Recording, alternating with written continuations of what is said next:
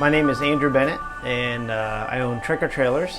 Had that for about 7 years now, and we build tiny micro campers, custom ones, and tiny houses. And we're located currently in Leesburg, Florida. Oh my gosh, I mean, started building back when I was probably 6 years old, and my dad would buy me glue and balsa wood and wires and battery and stuff. Instead of buying me toys, he'd set me up to just make them, you know. I mean, it was kind of a natural transition. I've been building out micro living quarters for 20 years. I used to buy vintage homes and restore them, and one of my signatures on the vintage home restorations was I would always take like an attic, you know, that was big enough to stand up in and turn it into an apartment or an outbuilding or a basement, and I would restore those, and I'd build out these little micro living quarters, and that's what me and my wife would always end up living in because we just loved the coziness of it. It was just really great. And I saw a little tiny camper one time. I thought, I bet I could build that better than anybody, and sure enough, I built the first one in my driveway with recycled parts and reclaimed things, and got it finished and put it up for sale, and that's when the earthquake hit Haiti.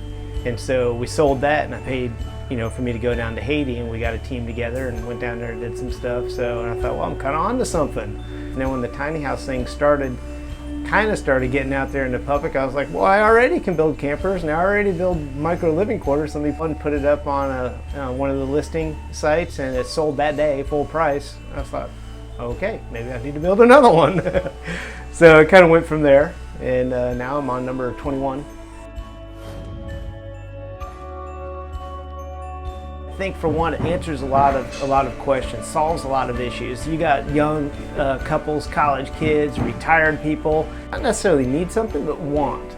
They want something that's more environmentally friendly. They want something that doesn't suck up every bit of money they work hard to get. I think people are realizing, you know, I'd rather have just something I can manage easily without it taking all of my effort. I'm telling you, the most I've ever enjoyed this planet and this life was when I had the least amount of stuff. And my favorite thing about building tiny houses is sitting down with a client and figuring out what it is exactly that's gonna fit them, fit their personality, fit their needs, fit their budget, everything I could possibly do to make sure they get exactly what's gonna make their life just amazing.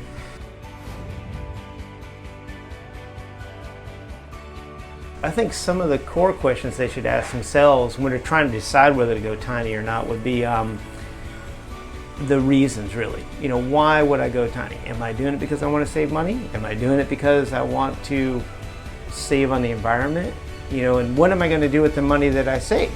Am I just going to not work as much, and so I can spend more time with family and things? So if I get myself down to a lifestyle that doesn't demand that I work 80 hours a week, I can afford to do those things, time and money-wise.